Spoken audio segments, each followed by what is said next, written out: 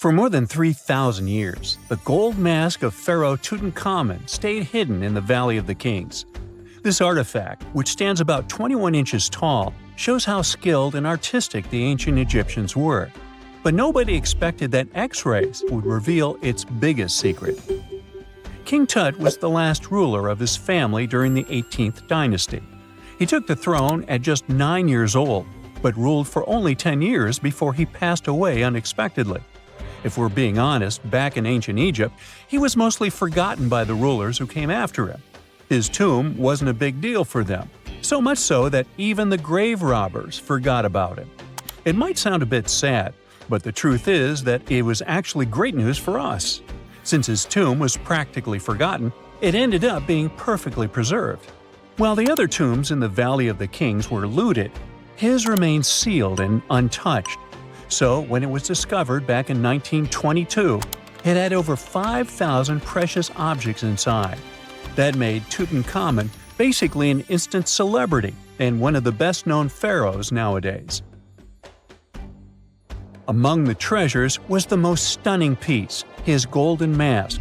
This mask is said to be an exact image of the king's face, or at least it was supposed to be, but we'll get to that later. The purpose of this accurate representation of his face was to make sure that his soul would recognize him in the afterlife and return to his mummified body. In ancient Egyptian beliefs, this would allow him to continue living in the afterlife. The details of the mask clearly looked incredibly difficult to create, but people didn't realize how complex it truly was until many years later. The first X-rays of the mask were taken in 1967. Back then, the main reason for these scans was practical – conservation. The mask was heading to Paris for an exhibition, and it was the first time it had ever left Paris. This would help them keep track of any changes during the exhibit. Plus, the images could give clues about how the mask was made, but back then, they probably didn't fully realize just how complex its construction was. I mean, Egyptian goldsmiths didn't use modern soldering techniques. So, how did they make this mask? New X-rays taken in 2007 gave us some answers. It turned out the Egyptians didn't use pure gold, which is 24 carats. The mask was actually made of 23-karat gold, meaning it was mixed with another material. So, specialists discovered that the gold sheets contained a small amount of copper, a reddish-brown metal. This was likely done to make the material more flexible and easier to shape. They would then shape the gold sheets by heating and hammering them over and over again. But there was one more secret inside the mask that wasn't discovered until 2015. The year before, the staff at Cairo's Egyptian Museum were working on the mask display when the long beard of the mask accidentally got knocked off. Another theory is that the beard had become loose over time and just fell off. Either way, the fact that King Tut's beard came off caused a lot of stress. After all, we're talking about one of Cairo's biggest tourist attractions, so the experts had to fix the problem quickly. The restoration process started with a detailed recording of the mask's condition. To do this, they had to take a full three-dimensional scan of the artifact. And, by accident, they found something very interesting in the mask. Inside the royal beard, there is a gold tube, an intriguing structure that the Egyptians likely used to attach the beard to the rest of the mask. And that proved, once again, that the process of making this mask was even more complex than experts thought. But the mysteries don't stop there. Remember how we mentioned that the mask was thought to perfectly represent King Tutankhamun's face? Well, that might not be entirely true. Some popular theories suggest the mask was never meant for him and was actually made for someone else. A study published in 2015 suggested the mask was originally made for a female pharaoh, his supposed stepmother, the famous and beautiful Egyptian queen Nefertiti. The biggest clue comes from an inscription on the mask. At first glance, it seemed to belong to Tutankhamun, but after a close examination, researchers noted that something else was actually written underneath King Tut's name. The royal name stamp seems to have been altered, and originally it had something written on it that translates to Queen Nefertiti. There is another feature of King Tut's golden mask that was overlooked for years, which adds even more mystery. As we mentioned earlier, experts believe he wasn't respected much by the pharaohs who came after him.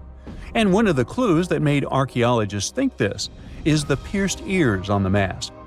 Some researchers believe that King Tutankhamun wouldn't have worn earrings after he was a kid. So, according to their theory, by the time he passed away at 18, he shouldn't have been represented with pierced ears. This could also support the idea that the mask originally belonged to Nefertiti, or maybe to someone who wasn't even connected to King Tut. But the mask isn't the only source of mystery. In fact, his whole tomb is full of puzzles. Recently, historians found a sign that the place where King Tut was supposed to be buried was changed at the last minute. For years, experts wonder why a pharaoh who ruled for 9 years ended up in such a simple tomb.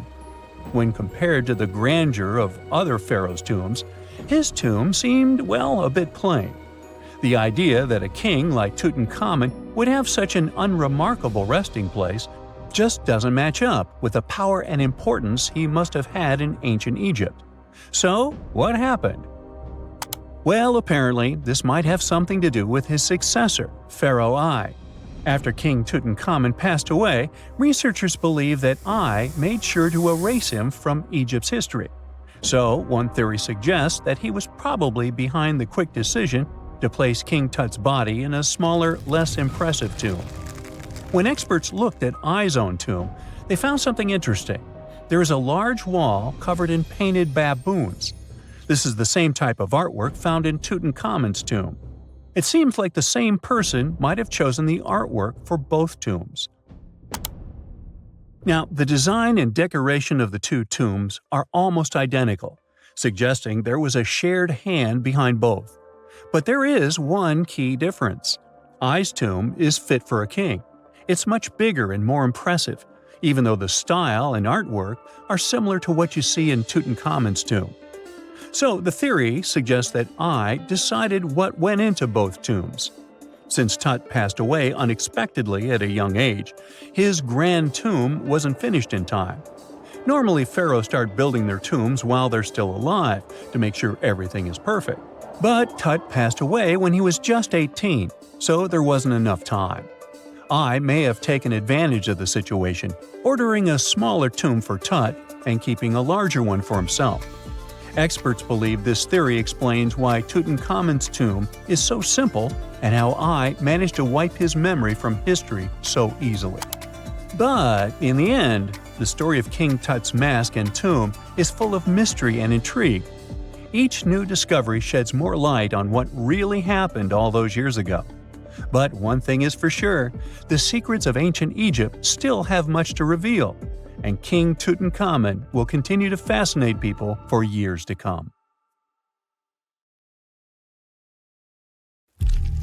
When you hear the word mummy, you might get a chill down your spine. That's because most of us associate this word with those creepy characters we've seen in some scary movies. But in reality, mummies have helped us understand a lot about ancient civilizations, their rulers, and about how people used to deal with losing their loved ones. The people most famous worldwide for their mummies are the ancient Egyptians. They believed that some sort of existence after passing away was possible, if certain conditions were met. That's why they insisted on preserving the human body through the process of mummification and placing the mummy in a furnished tomb, kind of like giving it a fully functioning apartment of its own. Why did they believe in this? Well, because they were deeply connected to their natural environment for the most part. They saw the natural cycles around them, like how the sun rose every day, followed by the moon, or how new life was always sprouting from plants, even after they had wilted away. They also believed that the powerful spirit Osiris, who represented the cycle of passing away and resurrection, played a role in this process. To prepare for the afterlife, the ancient Egyptians followed certain rituals, like mummification, which involved using materials like honey, resins, and incense to preserve the body. There's no other mummy more popular than that of King Tut. He was a young pharaoh who ruled over 3,000 years ago in Egypt. The problem with discovering ancient royal tombs is that most of such burial sites were previously robbed. People knew ancient rulers had been left with many valuable belongings, so those locations became vulnerable to thieves.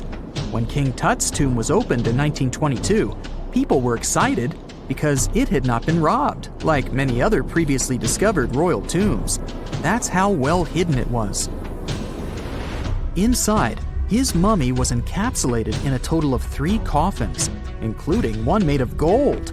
The objects found in his tomb showed us what ancient Egypt was like, and studying his mummy also helped us learn about the culture and practices popular at the time when he passed away. We also learned about his family by looking at his DNA. Scientists were able to discover that he had had a disease called malaria and a problem with his foot that might have made it hard for him to walk. Ramses II was another pharaoh in Egypt who ruled for 68 years, which was quite a lot back in the day. He was known for his expansion campaigns and building projects. Many objects from his time as a ruler still exist today, including a large statue of him. Ramses II was about 6 feet tall and lived to be about 90 years old. After looking at his mummy, scientists concluded that he may have had a medical condition that affected his spine. Now, remember those thieves I mentioned before? They are probably the reason why Ramses II ended up in a plain coffin in a secret collection of royal mummies at Deir al-Bahari, which was rediscovered in 1881. Thankfully, archaeologists were able to identify him because his journeys had been recorded on his wrappings. The process was really tedious too. In fact, in ancient Egypt, the mummification process could take a staggering 70 days to complete. A special person would say a very specific speech while delicately handling the body and drying it out using a type of salt called natron. They also used linen and resin to make the body look more lifelike and to wrap it in cloth. The tomb was equally as important for ancient Egyptians. The walls of King Tut's tomb, for example, were adorned with intricate artwork that depicted his journey to the afterlife, from his burial procession to his passage through the underworld.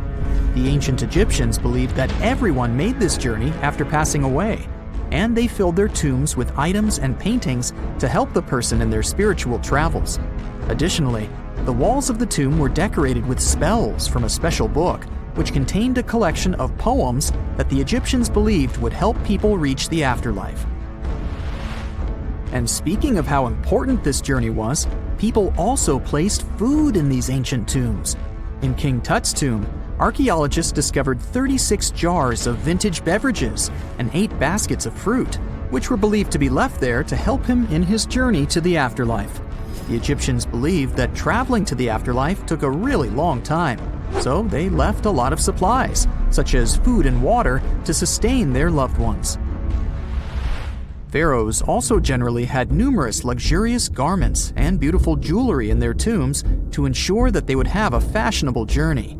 These items included various types of linen clothing, such as tunics, scarves, gloves, and headdresses, as well as a lot of gold jewelry with precious stones, like bracelets, buckles, pendants, necklaces, rings, and even precious depictions of insects for protection.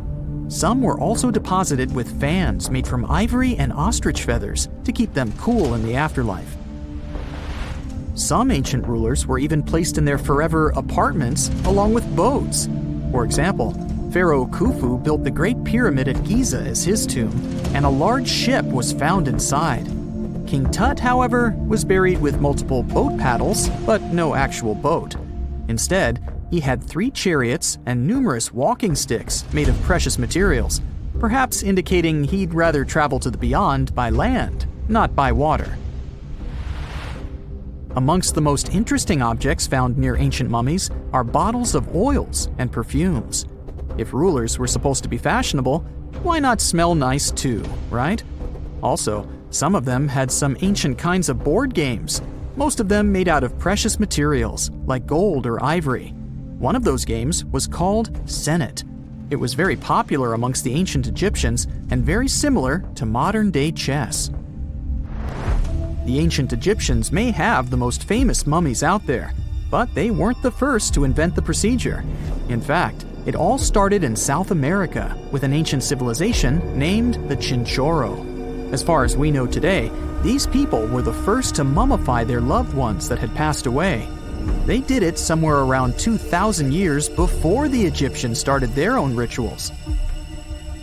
Sure, we can tell a lot about ancient rulers by studying these mummies, but until recently, we had no idea what they really looked like during their lifetime. Not so long ago, though, some very special mummy paintings were found by archaeologists studying ancient Egyptian objects. These mummy portraits are highly detailed paintings of individuals that were made while they were still alive. Such paintings were often painted on wood, as opposed to the classical portraits we all know about, which are painted on canvas. They are known for their realism and beauty, and have even been used by researchers to diagnose diseases by comparing them to the corresponding mummies. Some of these portraits also include depictions of jewelry, which was later found on the mummies. The recent discovery of these mummy portraits in Central Egypt is significant, as it marks the first time in over a century that such paintings have been found. Mummies appeared all around the world naturally, too. Mummification can occur without people intervening because of natural conditions, like extremely cold or hot environments, places with a lack of oxygen, or accidental exposure to chemicals that preserve the body. These conditions don't allow bacteria to grow, resulting in the body remaining more or less intact. Famous Otzi was one of these mummies. We know today he was a man who lived around 5,000 years ago in Europe.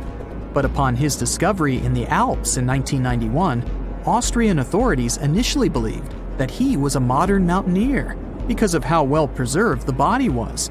However, after the Iceman was removed from the glacier, it was determined that he was actually from the Copper Age. Miles and miles of yellow sand, treeless mountain ridges, and scorching hot sun over your head. And suddenly, something you'd never expect to come across in a barren desert. A small group of overexcited people. They're as happy as you would be if you'd won a lottery. They've just found an ancient tomb, once flooded with its walls in bad shape. But the stuff they discovered inside proves that this is the burial site of one of Egypt's most mysterious pharaohs.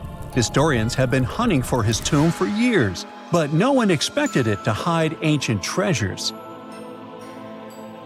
Fast forward. After careful examination of the site, Egyptian officials have announced the discovery of the tomb of King Thutmose II. It's the last missing tomb from Egypt's 18th dynasty. And this is also the first royal tomb found since King Tutankhamun's was discovered in 1922, in more than 100 years. A team of Egyptian and British archaeologists found the tomb in the Theban Mountains area, west of Luxor, near the famous Valley of the Kings. Before this, the site was only known as Tomb C4, but during their excavation, the team found clear evidence proving it belonged to King Thutmose II. Archaeologists actually found the entrance and main tunnel leading to the tomb in 2022. But at first, they thought it belonged to a queen because it was near the graves of Thutmose III's wives. It was also close to Queen Hatshepsut's tomb. Originally, it was prepared for her when she was just a royal wife. But everything changed when she became pharaoh. But we'll talk about this twist of fate a little later. But soon they realized that their discovery was much more significant. They found alabaster jars with Thutmose II's name and the words "deceased king" written on them. That's when they realized that the tomb was actually his final resting place. Sadly, Thutmose II's tomb has seen better days. According to the head of Egypt's antiquities sector and the leader of the Egyptian excavation team, the tomb suffered major damage from ancient floods not long after the pharaoh's death. Water swept through the burial chamber, likely destroying or displacing many of the original artifacts. Much of what had been once inside the tomb was moved elsewhere in an attempt to salvage it. The researchers found out that the tomb had a basic design, with an entrance, a sloping main corridor, and a burial chamber. The corridor was coated in white plaster, and rose about 4.5 feet above the floor of the burial chamber. A large staircase and a very large descending corridor of the tomb indicated its grandeur. It took the team a long time to navigate through, though, as the tomb was blocked by flood debris and collapsed ceilings. Only after crawling through a 32-foot passageway with a small 16-inch gap at the top, the worst nightmare for those of us with claustrophobia, were they able to reach the burial chamber. There, they were in for another surprise. They cleared the debris, expecting to find the crushed remains of a burial beneath. But the tomb turned out to be completely empty, and it was not due to robbery. It had been deliberately emptied. The researchers soon realized that the tomb had been flooded since it had been built underneath a waterfall. It happened just a few years after the king's burial, so the contents of the tomb were moved to another location. That's why there was a second corridor in the tomb. It was most likely made to help remove King Thutmose II's body from his flooded tomb. Despite the damage, the excavation team made some really exciting discoveries. They found traces of mortar decorated with blue inscriptions, yellow stars, and fragments from the Book of Amduat, one of the most significant funerary texts in ancient Egypt. The book was meant to guide the deceased through the underworld, ensuring a safe journey to the afterlife. Now, how about we sneak a peek at ancient Egypt's 18th dynasty? It was all about conquering lands, expanding the empire, and building jaw-dropping monuments. Some of the biggest names from that era, Thutmose I and Thutmose III, both legendary warrior kings who left their mark in history. Thutmose I was a fierce fighter who led major military campaigns, pushing Egypt's border further south than ever before, all the way to the fourth cataract of the Nile. His victories gave Egypt access to new trade routes, stronger political ties, and more wealth. His conquests were so significant that they were recorded in the tombs of his top officials. Thutmose III, sometimes called Thutmose the Great, took things even further. He was not only an incredible military strategist, but also the commander of Pharaoh Hatshepsut's armies before becoming king himself. He led between 17 and 20 military campaigns, winning every single one and expanding Egypt's empire to its peak. He even created the world's first navy. Thutmose III is often remembered as Egypt's greatest warrior pharaoh. And sandwiched between these two powerhouses was Thutmose II, a pharaoh who doesn't get nearly as much attention. Hey, the middle child, right? His reign lasted only about 5 years before he passed away at around age 30 in 1479 BCE. He is kind of a mystery. No one really knows what he accomplished. For the longest time, even the location of his burial site was totally unknown. His body was actually found in the 19th century. It was just lying around in the mortuary temple of Deir el-Bahari, in a secret chamber where priests used to hide royal mummies centuries after their original tombs were looted by grave robbers. In other words, Thutmose II's body must have been moved from his original resting place at some point in history to protect it. During his lifetime, Thutmose II made at least one major impact on Egyptian history. He married his half-sister Hatshepsut. That might not sound like a big deal, but it helped her become Egypt's greatest female pharaoh after he passed. The catch? She kept her stepson, Thutmose III, off the throne for decades. When he finally took power, he erased her name from history out of spite. And still, Hatshepsut is one of Egypt's greatest pharaohs, no matter if you're talking about a man or a woman. She brought a lot of wealth and art to Egypt. She led a big trading trip to a place called Punt, where she brought back things like gold, ebony, and incense. She also made sure her name lasted by building amazing structures that we can still see today. At Karnak, she added huge obelisks. One of them is still standing tall. She also was the one to build the Temple of Deir el-Bahari with its countless columns. She was buried there. Interestingly, Hatshepsut was often shown in art as a man with muscles and a beard, like how pharaohs were usually depicted. But she made sure there was always something in the artwork that reminded people she was a woman, like calling herself Daughter of Re or His Majesty herself.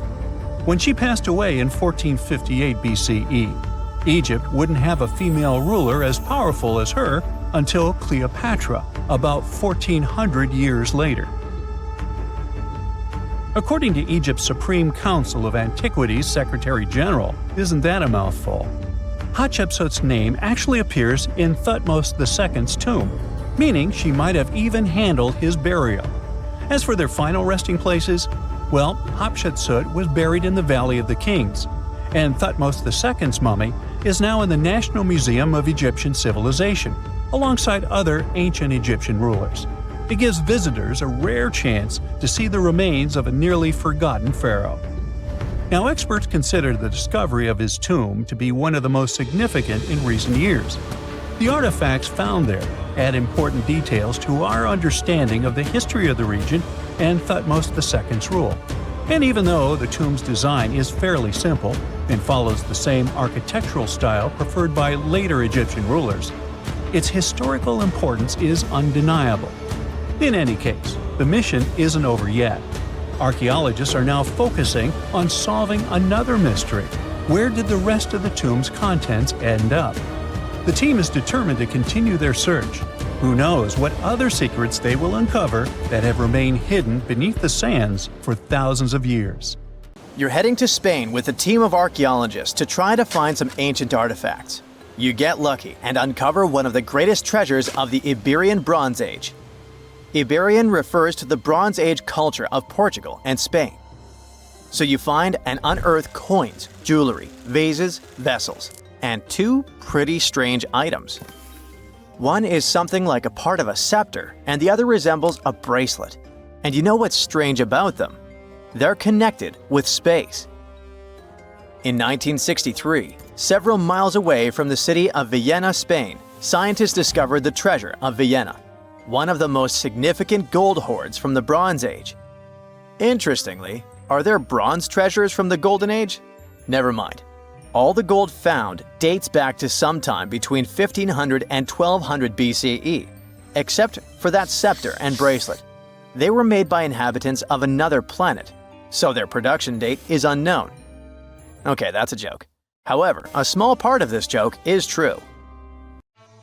When scientists studied the found gold, they discovered that those two items were made of iron. So what, you might think? Well, the catch is that in the Bronze Age, people didn't mine or manufacture iron. Work with this metal began around 850 BCE, about 400 to 700 years after the creation of the treasure of Vienna. How is this possible? A clue to this mystery can be found in ancient Egypt. In the tomb of Pharaoh Tutankhamun, an iron dagger was found, which was also made of similar iron. But this dagger was much more valuable than all the others. And that's because it was made from a space object, a meteorite. Yeah, that bracelet and scepter were also made of meteoritic iron. Its difference from Earth metal is that cosmic iron has a high nickel content, so it all makes sense. People from the Bronze Age couldn't mine iron from the deep bowels of our planet, but nothing prevented them from collecting iron falling from the sky. Just imagine how cool it is to have jewelry or a dagger made of material that has traveled millions of years through the vast expanses of space. Perhaps it even contains particles of an ancient extinct star. Today, these two artifacts from the treasure of Vienna are the oldest recorded items in the Iberian Peninsula made of meteoritic iron. Now, with everything in its place, you can turn your attention to all the wealth of the treasure of Vienna. It contains 66 items: bowls, bracelets, bottles, gold jewelry, 3 silver bottles, and an amber gold button. 22 pounds of ancient gold. People hid it, and only after 3,000 years we were able to discover it. This archaeologist's dream can be found in the Vienna Museum, where exhibits from different time periods are presented, from prehistoric times like 50,000 years ago to the present day. Items from the Iberian period, from the Roman period, from the Arab civilization. You can find not only jewelry and coins, but there are also remnants of columns, ceramics, and other architectural artifacts. The collection is considered one of the most important prehistoric treasures of Europe. And the coolest thing is that you can see it all with your own eyes for just €2, which is about $2. Go to Vienna, find the museum, and enjoy. Hey buddy, I heard you have a metal detector. Could you help me find a hammer I left somewhere in the field? Your old farmer friend asks. You take a metal detector and go searching, but instead of a hammer, you find hundreds, even thousands of silver coins worth $2 million. You're so happy that the farmer lost that hammer, and now you're rich. Stop! Considering that this land belongs to the farmer, would you tell him about the find or take it with you? In reality, neither of these options happened. In 1992, Eric Laws was helping a farmer search for a lost hammer in a field near Hoxne, Suffolk, England. The metal detector stumbled upon a hidden treasure, a huge one. There were silver spoons, gold jewelry, more than 500 gold coins, and about 14,000 silver ones. Eric Laws accidentally discovered the largest collection of gold and silver from the late Roman period in Britain. Unfortunately, or perhaps fortunately, he and the farmer didn't receive the treasure. It's now in the British Museum. Let's move away from the farmer's field to somewhere on the Mediterranean coast. Imagine you're a scuba diver. There was a strong storm yesterday, but now with the water calm, you dive in and discover the seabed covered with gold dinars. This story happened in 2015. The coins which the storm brought to the shore might have been minted even before the First Crusade that started in 1096. This collection is one of the most impressive archaeological finds in the world. All these treasures surely can make the heads of those who find them spin, but they end up in a museum. And that's a good thing, because such wealth can drive a person crazy. A metal detector and a diving suit helped people discover ancient treasures. What's next? How about a dog? Yes, it could be perhaps a great replacement for a metal detector, by the way. So in 2013, two people were walking their dog in Northern California on their property. Suddenly, they discovered a rusty can filled with coins minted from 1847 to 1894. There were about 1,500 coins, and they all were gold. Another chance for a carefree rich future? Not this time. The find caused a lot of controversy among specialists. There was one version, according to which these coins could have been stolen from the US Mint. But later, the US Mint debunked this suggestion as they'd never had this gold in their storage. Anyway, it's interesting what the point was in hiding it all in someone else's yard. Some thief risked their freedom and life to get rich. When they succeeded, they just hid the coins as if they never existed. What a strange deal. Coins, jewelry, meteorite items, it's all cool. But let's end our video with something grand and epic. Archaeologists were conducting research near the Mediterranean coast of Egypt and discovered a treasure trove inside a sunken temple and sanctuary. Despite the waves, earthquakes, and seawater, the massive find was preserved in a not bad condition. The temple was built a very long time ago and collapsed in the middle of the 2nd century BCE. It was an important structure in ancient Egypt. People considered this place holy. Pharaohs came to the temple to seek help from the higher powers of Egyptian mythology to obtain titles for their rule. Titles of kings of the universe. For many people, this place was like the center of the universe, and now it lies forgotten on the seabed, almost ruined. Time spares nothing. Researchers found out the temple had been part of an ancient port city. A long time ago, an earthquake occurred in this area and destroyed the city. Tidal waves softened the ground and dragged the town into the Mediterranean Sea. While studying the temple, scientists found many secret treasures there: silver ceremonial instruments, gold jewelry, and alabaster vessels. In past times, people used them to store perfumes or greasy ointments called unguents. Perhaps in ancient Egypt, they weren't bad in the field of cosmetology. Near the temple, archaeologists discovered a Greek sanctuary. Apparently, the Greeks living in Egypt or coming here on business wanted to pay tribute to Aphrodite, so they created a small building in her honor. In that place, archaeologists found bronze and ceramic artifacts from different cultures. Scientists found out that the Greeks had permission to trade in the Egyptian city and even be its residents. It seems pharaohs living around 600 BCE were favorable to the Greeks. The profession of an archaeologist is very exciting. But what would you do if you found some ancient treasure? Before answering this question, find out what law applies to such finds in your country. They found the tomb of a royal doctor who lived over 4,000 years ago, a man who held pharaohs' lives in his hands. This man knew secrets that only deities and kings were allowed to hear. And yet, when they opened his tomb in 2024, there was no body, just vivid paintings, untouched by time, and cryptic symbols carved into stone. Who was he, and why was he buried with spells linked to a scorpion deity? The tomb was buried deep beneath the sands of Saqqara. The doctor's name was Tete Nebefu. He lived around 4,100 years ago, during one of Egypt's most mysterious turning points, right at the edge of glory and collapse. These were the final days of Egypt's Old Kingdom. The sun still glinted off freshly built pyramids, but the shadows were already creeping in. The pharaoh, Pepi II, had ruled longer than anyone before him, 90 years. But by the end of his reign, the country was cracking. The power was slipping, the regional leaders were rising, and the Nile floods grew unpredictable. In this shaky period, the mysterious doctor thrived.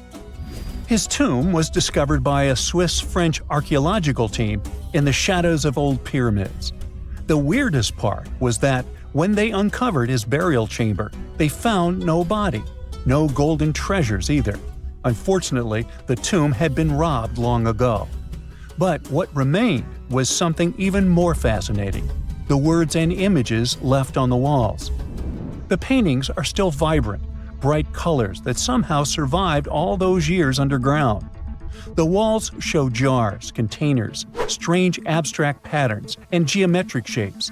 And then there are hieroglyphs, lines and lines of sacred script carved with precision, like someone had poured their soul into every curve.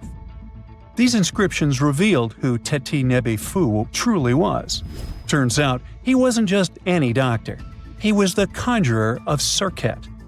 Now, Serket was the female deity of scorpions, sacred and terrifying. Egyptians believed she could stop venom, heal bites, and protect the living from toxic elements. The title, Conjurer of Serket, meant Tete Nebefu was a specialist in treating dangerous stings and bites. And if he got an entire tomb for himself, he may have been Egypt's top expert in those things, a man who healed with both medicine and magic. But that wasn't all. He also held the title Director of Medicinal Plants, a title seen only once before in all of ancient Egypt. That means he knew the healing power of herbs, roots, and oils like no one else. Now, you might wonder, what plants in a huge land of sand? But in reality, ancient Egyptians used herbal medicine that would hold up in some labs today. They created pills, ointments, and inhalers. Most often, they chose some active ingredient, a flavor to make it easier to take, and something to deliver it into the body. Sound familiar? And yeah, they didn't have many traditional plants, so some of these ingredients were bizarre by our standards, like using crocodile dung and acacia mixed with honey. They even had formulas for anti-wrinkle creams. And apparently, our mysterious healer was also chief dentist. This title is almost never seen in ancient records. Evidence of Egyptian dentists is incredibly rare. Turns out, our ancient genius didn't just fight stings and study plants. He was also trusted with teeth and jaws, which were actually a huge problem in ancient Egypt. These people may have built wonders, but their teeth paid the price. Ancient Egyptians constantly caught grains of sand in their mouths. They often ate grit-filled bread and raw vegetables, which wore down enamel and caused a horrible condition called attrition. This led to tons of problems, including tooth loss. They had to improvise back in the day. For example, crafting the world's oldest known toothpaste from crushed rock, mint, and pepper, which ironically only made things worse for the gums. Or a toothpaste from things like eggshells, pumice, and natron, a salty mineral used for cleaning. They were also inventing mouthwashes from celery, bran, and herbs to ease the problem. Some mummies were even found with crude metal braces and gold wires attaching missing teeth. Though we're not sure if these were for the living, or was it just a nice little addition added as an afterlife gift. So, Tete Nebefu specialized in all these fields. 3 rare titles for one man. Now, back in the day, he must have been admired as incredibly knowledgeable. In a world without modern science, he would have been like a sorcerer who knows how some leaf or bark could save a life. That's why archaeologists believe Tete-Nebi-Fu wasn't just any doctor. He was, most likely, the royal physician, the one who treated the pharaoh himself. We don't know for sure which king he served. Maybe it was Pepi II, and who knows, maybe that's why the guy lived so long. But if that was the case, Tete-Nebi-Fu may have lived through the final moments of the Old Kingdom, watching the Golden Age crumble from inside the palace walls. And then he was buried. The body was looted, or perhaps just lost to time. But the team says they're still studying the tomb, still uncovering the traces of this incredible man. Overall, ancient Egyptians were practicing medicine on a crazy advanced level. Some practices feel familiar even today. They had hospitals, specialists, surgeries, and many more things, even medical schools. Both men and women were allowed to be doctors. They healed with various methods and practiced surgery with actual tools, scalpels, forceps, even sutures. Some doctors treated only the eyes, others the teeth, the stomach, or even what they called the hidden diseases. They knew how to clean and dress wounds, could set broken bones using splints made of wood or reeds wrapped in linen, and even prevented infections. There were even proctologists. They also built the first prosthetics, like a wooden toe with leather straps that help people walk normally again. The oldest known prosthetic is 3,000 years old. Now, the most shocking part is how they actually even tried to remove tumors. A recent study looked at a 4,000 years old skull. It belonged to a man in his 30s. There were signs of past tumors, and around 3 of them, there were marks, surgical cuts made with a metal tool. That suggests someone attempted to remove or study them, maybe treatment, maybe an autopsy. There was another skull of a woman over 50 years old. It also showed similar signs, but with healed fractures from an earlier injury, which is amazing because her treatment might have actually been successful. Being a healer in this society meant something powerful. It meant being a priest, a scientist, and a magician all at once. To ancient Egyptians, medicine was a necessary art, and they treated it with as much reverence as they did their deities. That's because they believed that sickness could be both physical and spiritual. So a doctor could recite a spell while applying a salve, and a lot of their treatments worked. The reputation of doctors in ancient Egypt was so strong that leaders from other parts of the ancient world, like Persia, actually sought them out. Even Homer, the Greek poet, once said the Egyptians were the most skilled healers of all. Of course, their understanding of the human body wasn't perfect. For example, they thought the heart controlled thought and emotion. They also didn't know what the brain really did. But their approach, observe symptoms, diagnose, and treat, well, that's modern medicine. Sure, they prayed over the wound, but they also healed it, didn't they? Their most famous physician was Imhotep.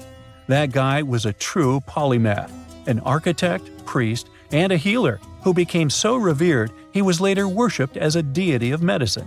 Yep, a human who was so cool they turned him into a deity. He lived 2,000 years before Hippocrates, the so-called father of medicine. And yet, some people joke we should drop the Hippocratic Oath altogether and swear an Imhotepic oath instead. These people weren't just laying the foundations of pyramids. They were laying the foundations of healthcare. If there's a question that still baffles archaeologists to this day, it's this one. How did the ancient Egyptians build those magnificent pyramids? As far as we know today, their resources were quite limited, especially in terms of tools and building materials. We still don't have a fully satisfying answer, but hey, we've got some pretty amazing theories worth considering. The leading contender among these theories involves the clever Egyptians employing a sneaky strategy. Now picture this. They constructed a slanted and curving mound made of bricks, earth, and sand encircling the pyramid to be. As the pyramid grew taller and taller, they simply increased the height and length of this wacky structure. It's like they were playing an ancient game of Jenga. Now, how did they get those massive stone blocks up there? Well, according to the legendary ancient Greek historian Herodotus, they used sleds, rollers, and levers. It sounds like they turned construction into a supersized game of tug-of-war. And guess what? Herodotus also claimed that the Great Pyramid, the one from Giza, the granddaddy of them all, took a whopping 20 years to build. There's more. Herodotus also dropped a mind-boggling number on us. 100,000 men were supposedly involved in this pyramid extravaganza. Did they hire the entire Egyptian population? Well, it might not be as far-fetched as it sounds. These men were probably mostly farmers, so they probably focused on the pyramids when there wasn't much work to be done in the fields. Like during the flood season of the Nile River. Obviously, specialists in the archaeological community had something to add to this theory. By the late 20th century, they discovered some evidence that suggests the workforce might have been smaller and more permanent than previously thought. Instead of a massive army of 100,000 pyramid builders, they proposed that a modest crew of around 20,000 workers, accompanied by support personnel like bakers, physicians, and even spiritual leaders, could have gotten the job done. There was also this theory that claimed that the pyramids were actually built from the top downward. It suggested that these colossal structures were nothing more than isolated hills used as quarries. The stones were supposedly drawn from these hills, and over time, competing engineers took charge and transformed them into the iconic pyramids we know today. Now, before you dismiss this theory as a wild fantasy, some folks thought it wasn't completely crazy. After all, there are instances where isolated hills exist, so maybe this theory had a tiny glimmer of truth. Whether it involved ramp building or ingenious work schedules, one thing is clear. Those pyramids have definitely left their mark on history and on our imaginations. Now, speaking of ancient Egyptian mysteries, there's this gigantic unfinished obelisk sitting in ancient Egypt, and scientists are trying to figure out how it was shaped. Now, some people suggest that our industrious ancestors used handheld pounders to get the job done. One expert has a different take on the matter, though. He argues that if we take a closer look at the pattern left behind by the shaping tool, we'll notice something peculiar. The walls of the trenches surrounding the obelisk display a neat and even pattern, which is pretty unlikely if they were pounded away by mere mortal hands. According to this expert, those horizontal striations are usually the result of a tool that takes breaks while removing material, leaving its mark on the surface. But wait, there's more. Imagine the tool being rocked back and forth against the trench walls, clearing away the waste to keep the trench from narrowing. Well, in that case, the tool might have left some funky horizontal striations where it was pressed against the sidewall. This sounds like some fancy technology at play, don't you think? And guess what? The dynastic Egyptians probably didn't have access to that kind of know-how. Another famous Egyptologist from way back also uncovered a bunch of core drills during his adventures. Although the actual drill bits are missing, his collection houses these particular core remnants made of limestone, alabaster, and even granite. These constructions aren't the only amazing thing the ancient Egyptians left behind, though. As it turns out, the Egyptians were the genius minds behind the creation of the handheld mirror. Yeah, that little mirror you use every day to check yourself out. But here's the twist. These mirrors are like pieces of art. They were decorated with inscriptions and figures. But that's not all. The Egyptians had a serious concern with their appearance.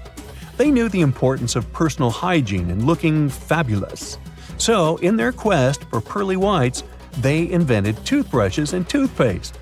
Dental problems were pretty common back then, and their smiles weren't exactly all white. Dentistry wasn't their strongest suit, you see. Maybe their minds were distracted by all that pyramid building.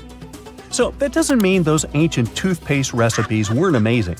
One delightful concoction included rock salt, mint, dried iris petals, and pepper. Some brave dentists in the 21st century tried it out, and it worked pretty well. Ground-up ash was also used in another recipe to create a tooth cleansing paste. Mint was missing, so that didn't do much for their breath. That's when the genius Egyptians came up with the world's first breath mints. They made tablets from heated spices like cinnamon, and they mixed it with honey. Now, let's shift gears to home decor, Egyptian style. They surely took ornamentation to the next level. While the concept of decorating furniture started in Mesopotamia, the Egyptians cranked it up a notch. They went all out with different colors of ink and even developed various weights of paper. Oh, and let's not forget about those cute little area rugs we all have in our homes today. Guess who came up with the idea? Yep, the Egyptians. They used the versatile papyrus plant to make those cozy rugs.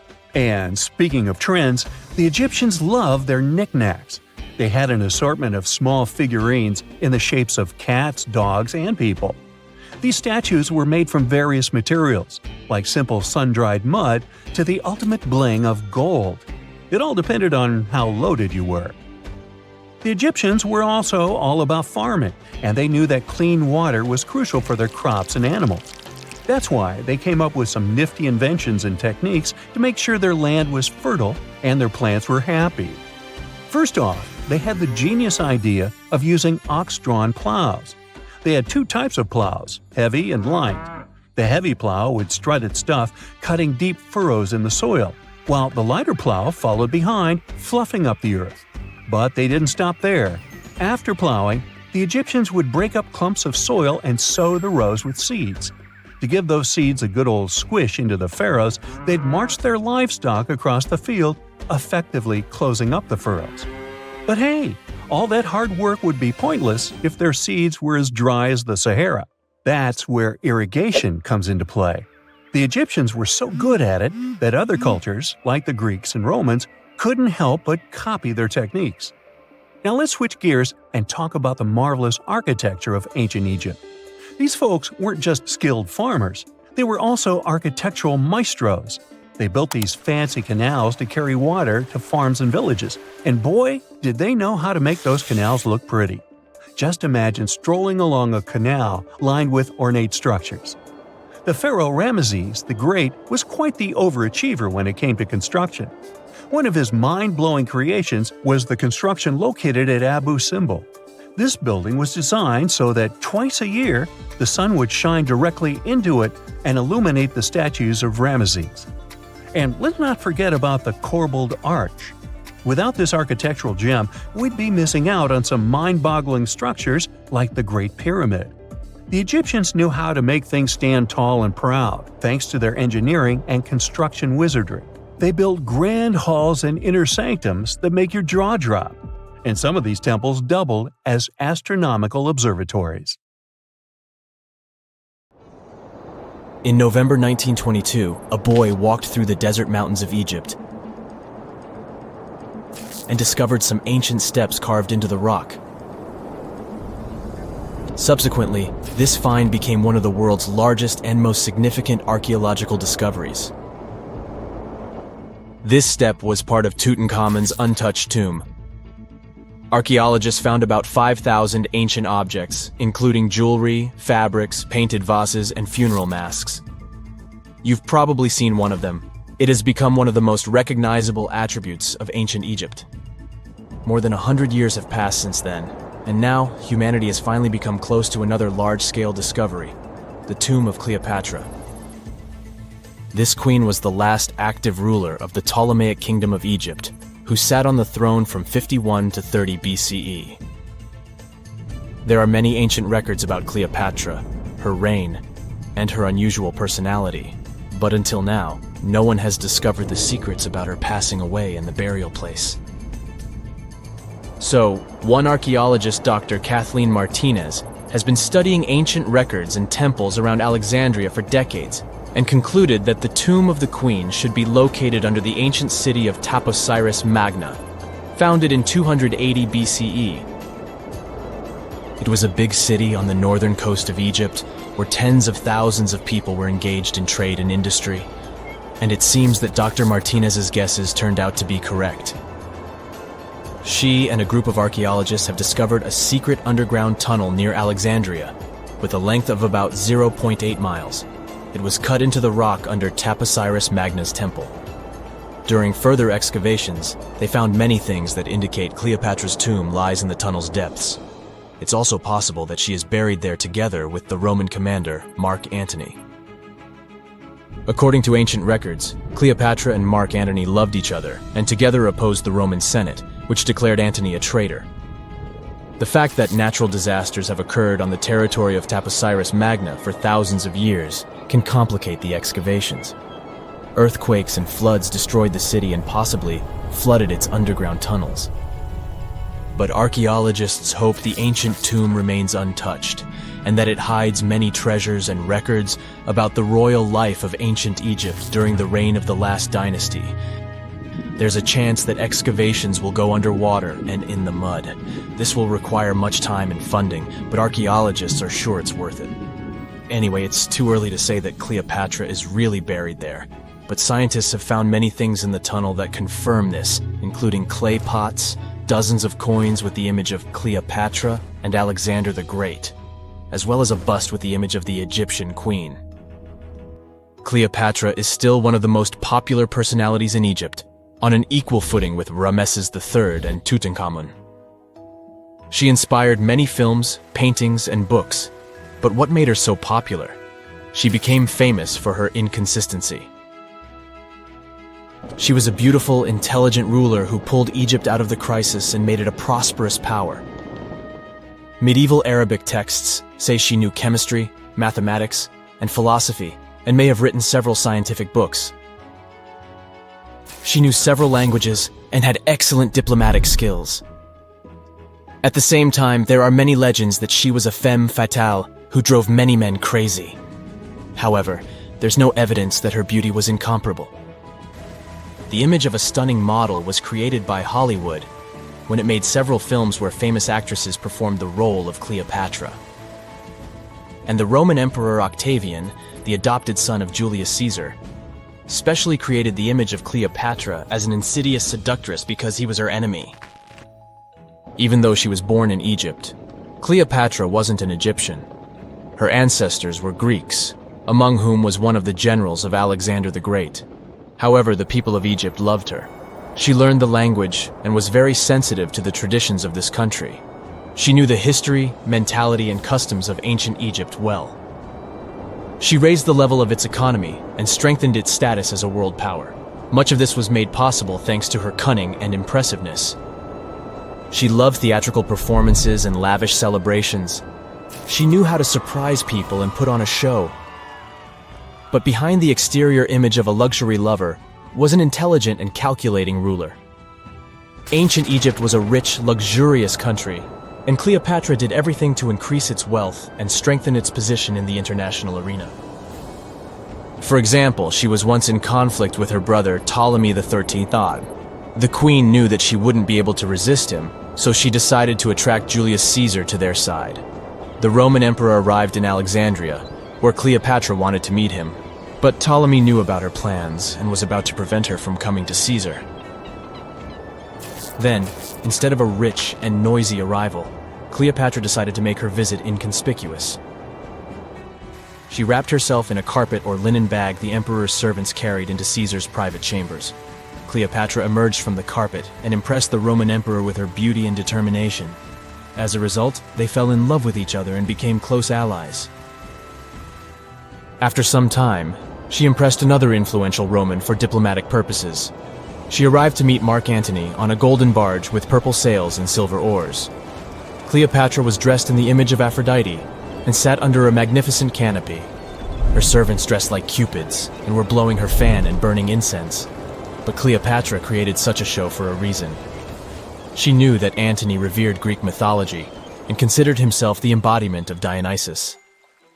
As a result, he was so impressed with this woman that he ended up marrying her. Cleopatra defended her crown, strengthened her alliance with Rome, and bore Antony 3 children. In Egypt, they threw big parties and enjoyed wealth with power. However, the relationship of a high-ranking official with the Egyptian queen caused a scandal in Rome. Octavian was Antony's primary opponent in the struggle for power, so he exploited the situation to darken the competitor's reputation. He used propaganda to make Cleopatra an insidious seductress in the eyes of Roman citizens. He accused Antony of succumbing to her charms. The Roman Senate supported Octavian and declared Cleopatra an enemy. In 33 BCE, this conflict reached a high point when Antony's navy clashed with Octavian's fleet. The latter won and forced his enemy to flee to Egypt with Cleopatra. According to some records, they took refuge near Alexandria. Pursued by the Romans, they hid in one of Cleopatra's palaces and met their end. Some legends say that Cleopatra was an expert in poisons. She provoked a venomous snake, a viper or an Egyptian cobra, to bite her. Also, according to another legend, she pricked herself with a poisonous needle. There's a theory that Cleopatra always carried an ampule with poison inside her hairbrush. And when she was cornered, she soaked the needle with this poison and pricked herself. None of this can be said for sure. Scientists are still trying to find out the truth. Perhaps when they reach Cleopatra's tomb, the world will get more answers about her tragic fate. She is considered the last ruler of Egypt. After her passing, Octavian plundered her palaces and temples and returned to Rome, where he became the main emperor. He successfully ruled the country and expanded its borders. His reign ended when he turned 75. World history would have looked different if Cleopatra and Mark Antony hadn't lost that naval battle. By the way, did you know that more time has passed between Cleopatra's reign and Neil Armstrong's flight to the moon than between the reign of the Egyptian queen and the construction of the Great Pyramid of Giza? Armstrong took a step on the Earth satellite in 1969, 38 years after the birth of Cleopatra. And the construction of the pyramid took place in 2560 BCE. Imagine how long the history of ancient Egypt is. Cleopatra is closer to us in time than to the pyramids. It's 1898, and you're taking part in excavations in Saqqara. This place, not far away from Cairo, is full of ancient tombs and pyramids. You're in your Indiana Jones mood and hope to find something really phenomenal to become famous. Gold, manuscripts, treasure maps, mummies of famous pharaohs. Wait, a wooden bird? You're really disappointed as it looks like a regular toy. An old one, but still. Little do you know that years later, someone would propose that your bird was actually an ancient monoplane. So the artifact, nicknamed the Saqqara bird, is made of a sycamore tree. The birdie has a wingspan of just 7 inches and weighs around 40 grams. A perfect original souvenir from Egypt, I would say. It's over 2,000 years old and looks pretty plain, without any carvings of feathers or other intricate ornaments. It has a beak and eyes though, which makes our find look like a hawk, the emblem of the deity Horus. Its tail is rather unusual as it's squared, looks weirdly upright, and it seems like the sunken part of it was the place for a now missing piece. Humans love solving a good mystery, so there have been several attempts to explain the use of the birdie. First, quite simply, is that it was a ceremonial object. The second idea is that it was a toy for a child from some well-off family. It could have been some sort of boomerang, which was a popular concept in ancient Egypt. Then there was a theory that the bird had been used as a weather vane. But this one has been debunked as the figure doesn't have any holes or markings, except for the one made at the museum in Cairo to fix the exhibit on a stick. So there was no way to hang it in the past. Almost a century after the bird was found, Egyptologist Dr. Khalil Masiha proposed a new theory that it could have been a model of a monoplane. He believed the bird was missing a horizontal tailplane. Otherwise, it had its wings set at a right angle, similar to that of modern planes. It could have worked to generate the aerodynamic lift necessary for flights. Dr. Masiha also claimed that it was common at that time to place miniature models of technological inventions in tombs. So, did the ancient Egyptians really invent the plane in 200 BCE? That would make the Wright brothers, who are considered the inventors of aviation, really upset.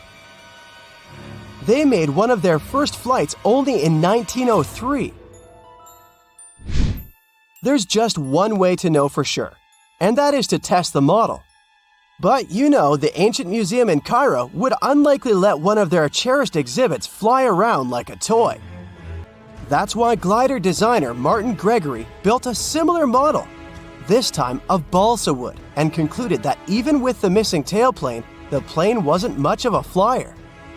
Case solved? Not really. This didn't sound convincing enough to the History Channel, so they invited an aerodynamics expert to build another replica of the bird. He tested it in weather conditions similar to those in Egypt and was impressed with the little plane's abilities. So, if they did invent the prototype of a plane back in the times of pharaohs, it would be a good example of an oopart. That's an out-of-place artifact, an object that's way ahead of its time in terms of technology or history. And the Saqqara bird isn't the only example of such a revolutionary concept. In 1901, a group of divers retrieved the Antikythera mechanism from an underwater shipwreck near the Greek island of Antikythera. It's been dubbed the world's first analog computer, and it's currently dated around 100 BCE. The bronze mechanism could tell the position of the sun, moon, planets, and stars, as well as the lunar phase, the dates of upcoming solar eclipses, and even the speed at which the moon moves through the sky. No one's sure who used it and how or where it was made. But it's obvious that it's extremely precise and way too advanced for its time. The first flushing toilets in the world were invented in the middle of the 20th century. Just kidding. The ancient Minoans on the Mediterranean island of Crete and the Indus Valley civilization both came up with this brilliant invention at the same time, around 4,000 years ago. The plumbing and sanitation were so well done that no one managed to design anything better until 2,000 years later. One ancient Minoan lavatory was discovered at the Palace of Knossos. It looks like it had a wooden seat set over a tunnel that directed water from a rooftop reservoir to an underground sewer. Other varieties got water from jugs. Only the super rich people could afford all this glory. So if you wanted to shop for real estate back then, the flushing toilet would be a telltale sign you were in the rich neighborhood. Automated doors became a cool, seemingly new invention back in 1931. But the technology behind them is actually much older. Think the 1st century CE old. Mathematician and engineer Heron of Alexandria came up with a hydraulic system to open and close temple doors. To bring it into action, you need to light a fire to produce heat. There was a brass pot under the fire, half filled with water. The inventor connected the brass pot to containers that acted as weights. When the fire was burning, the water moved into the containers. They went down and pulled the ropes. It was nothing like a supermarket door that opens in front of you before you even have time to think. Heron's door took hours to open, and there was no way to stop the process. That's why they only opened the doors once a day before people entered the temple, to add some mysticism at the temple during ceremonies. Spooky.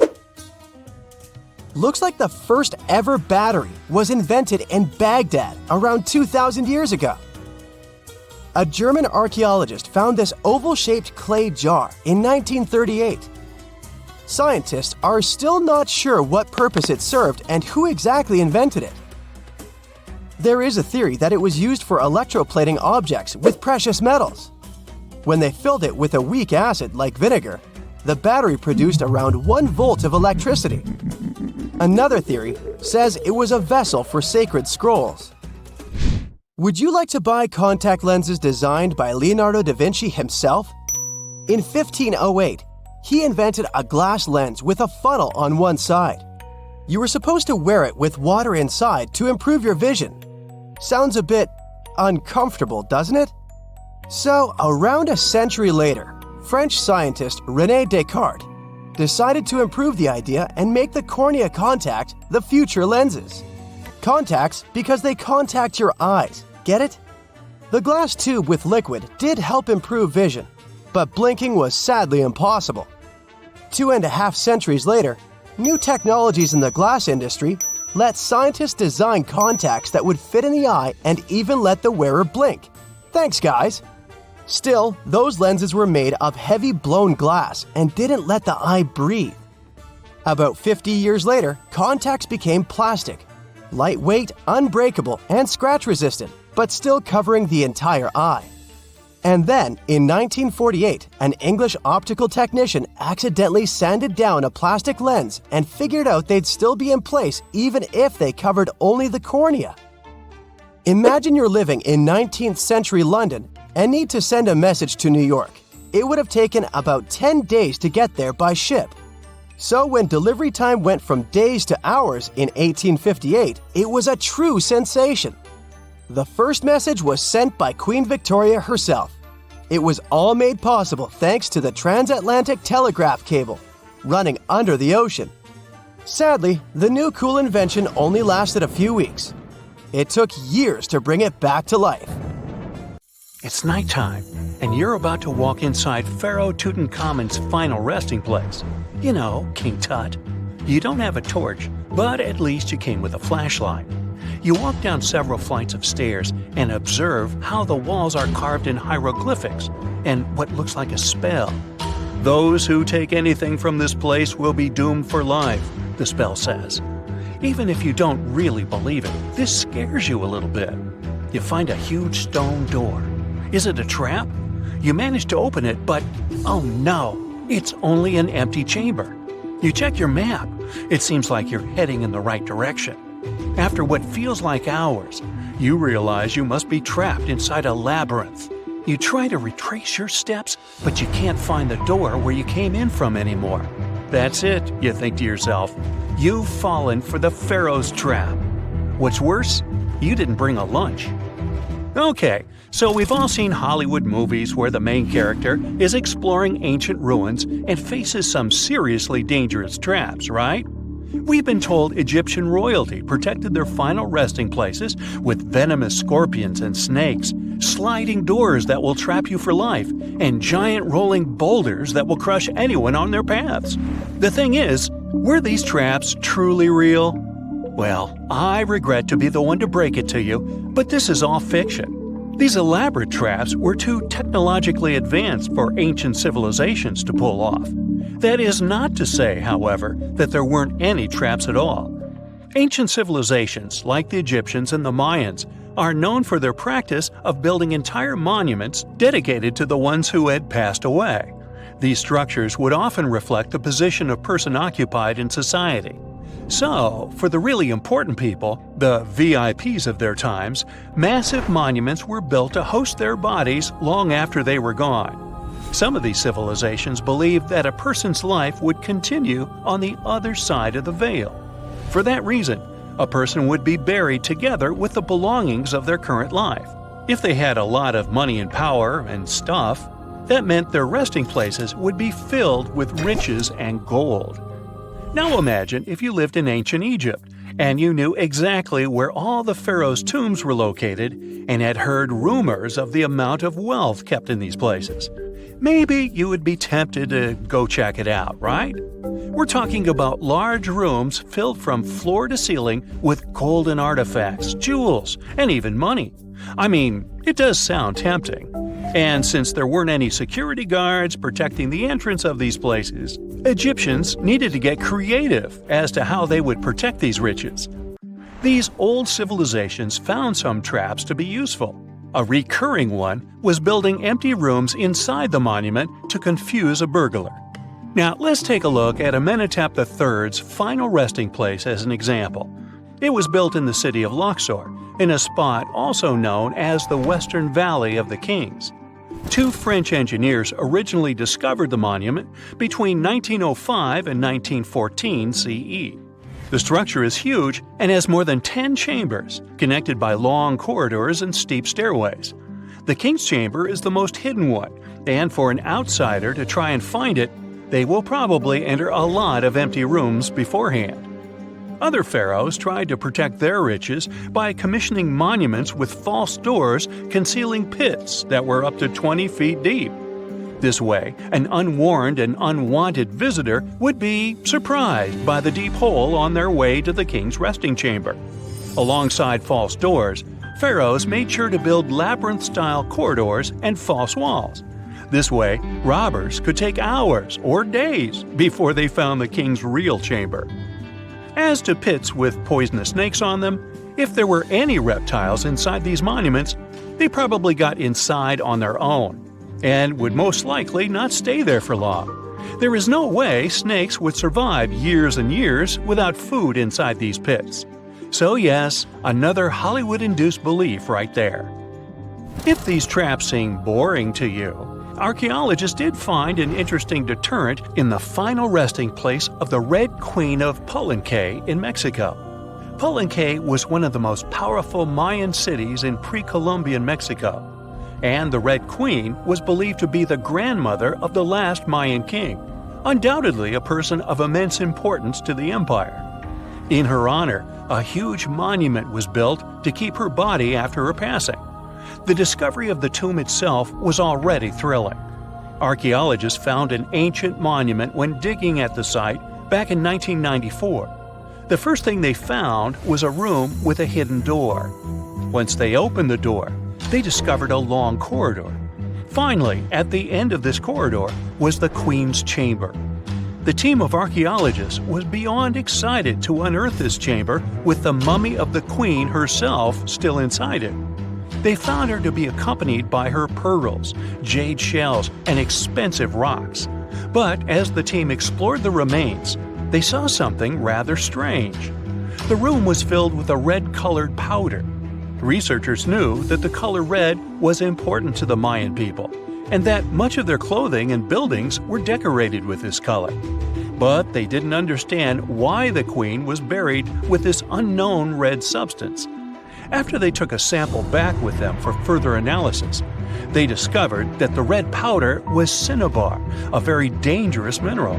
This powder, when inhaled, can cause, shall we say, severe health damage to a person. The team concluded that this could only be a trap for anyone trying to steal her riches. Okay, so dangerous powders might have worked as the most intense traps we've seen until now. But perhaps the cheapest way to keep out unwanted visitors was to advertise spells written out all over the monument. We'd probably laugh at these today, but back in the day, they were more or less effective. Spells usually said that the person who took anything from that place would meet a tragic fate. Some spells said that robbers would lose their houses in big fires or terrible floods. Other spells said burglars would have incurable and undiagnosed health issues, but they weren't really enough to stop people from taking any gold. There are some stories surrounding how these spells might have been real. One of them is from the famous British Egyptologist Howard Carter, the one responsible for unearthing Pharaoh Tutankhamun's resting place in the 1920s. After months of unsuccessful digging, Carter discovered the tomb's existence by chance. He found the entrance to a stairway right beneath the soil where he had been searching all those months. With the help of a team, he cleared the piles of sand blocking the stairs and discovered a doorway. The door had several royal symbols carved into it, and Carter knew this could only mean a very important person had been buried there. And he was right. With a chisel, he made a hole in the top left-hand corner of the doorway and lit his vision with the help of a candle. He couldn't believe what he was seeing, the reflection of several golden and jeweled items crowding the chamber before him. Lost for 3,000 years, Carter had just discovered the final resting place of King Tut. But the story didn't finish here. This discovery was accompanied by a series of unfortunate events that led people to believe it had something to do with the pharaoh's spell. Carter himself mysteriously passed away just a few years later, and some of his assistants lost their houses in floods, just like one of the spells threatened. Some say it's just coincidental, as there's no real proof of these things being connected. Well, what do you think? Was this an effective trap after all? Unlike many other ancient Egyptian burial grounds, King Tutankhamun's tomb stayed hidden and free of unwanted thieves for 3,000 years. One reason was that the tomb was smaller than average and tucked away in a place called the Valley of the Kings. This area was already being extensively explored by the time they stumbled upon Tut's spot. The entrance was all covered in debris from building a nearby tomb, which must have also helped keep it a secret. There were also zero writings or signs on the outside of the tomb. Time passing also played a part in keeping it in amazing shape until the 1920s, when a man named Howard Carter finally made it in. But was Carter that big of a hero? Some recent findings say he might have been sneakier than initially thought. People used to think Carter wasn't just a glorified treasure hunter, he was a true archaeologist. Before Tut, he had been on a relentless quest for Egyptian artifacts. He discovered his interest in these unusual objects when he was a child, and soon started drawing the sculptures and inscriptions that were found in ancient tombs. After stumbling upon the remains of King Tut, Carter spent a decade recording and processing all sorts of objects, like golden thrones, chariots, and statues from Tut's tomb, shipping them down the Nile to Egypt's museum in Cairo. Well, at least that was the official story. More recent discoveries claim that not all of the objects made it to Egyptian officials. A secret letter seems to uncover Carter's little 10 for them, 1 for me policy. The letter in question was sent to Sir Alan Gardiner, a philologist and friend of Carter's, dated from 1922. In these writings, Carter mentioned having found the tomb and was asking his buddy for some advice. In another letter from 1934, Gardiner seems to be thanking Carter for an amulet, which was sent to him as a thank you gift. Carter was adamant that it didn't come from Tut's tomb, but evidently it did. Even the British director of the Egyptian Museum was onto Carter's sneaky endeavors, but couldn't prove it. He compared Gardiner's amulet to others from Tut's tomb, and lo and behold, they were a perfect match. Gardiner was so disappointed to have been put in such a sticky situation that he vented to Carter in another letter. Deciding to be a good friend, Gardiner didn't throw the famous archaeologist under the bus. Instead, he advised Carter to take those stolen goods back to Cairo, just like he'd advise you to like this video and subscribe to the Brightside channel for more amazing videos on the most unique topics in history. It's not the only shady piece of information on Carter's post-discovery behavior. In 1947, a man named Alfred Lucas, who used to work with a controversial archaeologist, gave some information in an obscure journal in Cairo. He claimed that Carter sneakily cracked open the burial chamber door himself. Then he sealed it back up like nothing had happened before the official uncovering. Now, why would he do that? Well, the same theory suggests that Carter and his crew might have entered the tomb early so they could get their hands on some ancient goodies. Obviously, these people couldn't risk having such objects sold while they were still alive, but made sure they were auctioned off after they passed. Carter, though, never confessed to anything. He made no official denial either, but the Egyptian government couldn't risk any more mysterious disappearances, so they prohibited him from entering the tomb for a while. Some have connected this apparent stealing to the curse of King Tut. If you've never heard of it, know that it became quite the scary tale soon after King Tutankhamun's resting place was uncovered. It claimed that anyone messing with the tomb of the boy pharaoh would face some serious bad luck. It's not all dramatic like a mummy going on an aggressive spree, but word got out that the people involved in disturbing King Tut's lair met some mysterious, untimely ends. The main untimely passing related to this supposed curse is that of George Herbert, the 5th Earl of Carnarvon. He was this British aristocrat who helped fund the search for the tomb. He passed away just a year after the tomb was opened. Now, people love to call it mysterious, but it turns out that Herbert was already in pretty bad shape health-wise when he got to Cairo, and he ended up getting taken down by a regular disease. Now, let's talk numbers. There were a lot of people linked to this tomb opening – security guards, archaeologists, and supporting staff. And sure, a few of them did pass not long after the tomb started receiving visitors. As much as we'd like this curse to be true for the sake of, good storytelling, statistically, if you have a bunch of people connected to opening a tomb, you'd expect some passings just by random chance. The average lifespan for those supposedly targeted by the ancient curse was more than 20 years after the spell was supposed to kick in. Herbert's daughter even lived until the 1980s. That's half a century later. And Howard Carter himself lived until 1935, a solid 16 years after the big reveal. Some have suggested that the whole curse was nothing more than a careful PR strategy. You see, when Tut's tomb was found, Howard Carter wanted to make a priority out of keeping nosy reporters away.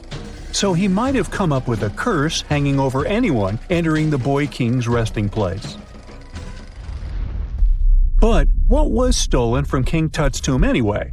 Well, some jewelry to begin with. It might have been snatched by Howard Carter himself, according to a French specialist.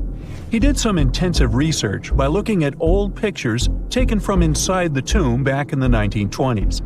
He compared those images to various objects from museums and auction houses. He soon started to piece together the whereabouts of some of Tut's jewelry. First up, there's this collar that used to be on Tut's chest. It was all broken into pieces, and some parts went via Carter to the Nelson Atkins Museum in Missouri. Meanwhile, other bits ended up on a necklace owned by some unnamed people who tried to sell it in 2015 but failed. Even the Nelson Atkins Museum agrees, as they've confirmed the information on their website. Then there's a headdress piece. Some beads from it that once belonged to Tut apparently got stolen by Carter too. They were also strung into a necklace and are now being held at the St. Louis Art Museum. Another fancy collar made out of glazed ceramic magic spent some time at the Met, far away in New York. Thankfully, it was sent back to Egypt a bit over a decade ago. This seems to have been, as you'd expect by now, also stolen by Carter. Missing artifacts aside, King Tut still gave a ton of amazing objects that helped us learn more about this incredible ancient culture.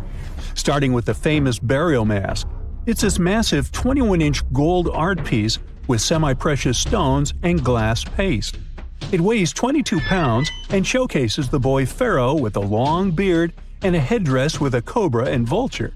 On the back, there's this spell from an important ancient Egyptian spiritual book that's supposed to make sure it works just as well in the afterlife. Tut was also apparently a board game enthusiast. They found 4 board games in his tomb, some made of ivory.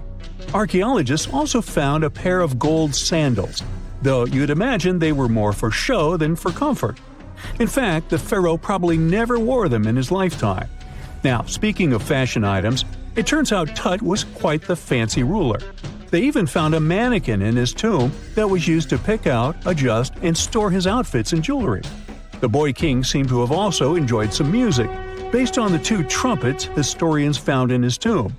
Though they were played back in 1935 in a BBC broadcast, the instruments are today considered too fragile to be maneuvered.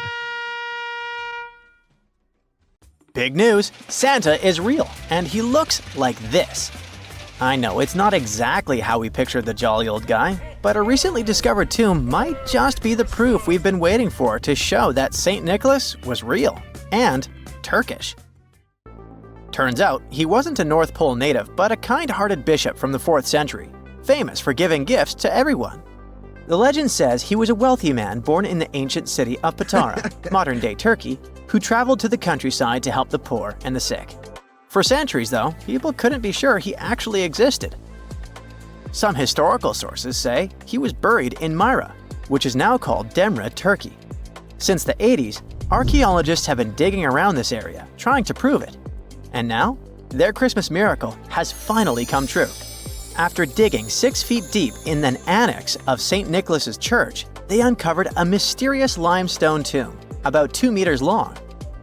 While they're pretty sure this is St. Nick's final resting place, they're still searching for an inscription to confirm its exact age. Now, if we're talking about the fictional Santa Claus, legend says his home is in Lapland, Finland. Back in 2018, archaeologists made an interesting discovery that could finally prove that Santa was real. They were digging at a site called Tiny Aro when they stumbled upon about 200 burial pits. But when they looked inside, there was definitely no sign of Santa. Actually, there were no human skeletons at all, just a bunch of things like pottery and animal bones. So no one really knows what this place was. That was the complete opposite of what happened with a group of archaeologists working in the ancient city of Petra, Jordan. Since 2003, there have been rumors about hidden chambers beneath the famous monument called Al-Khazneh, also known as the Treasury.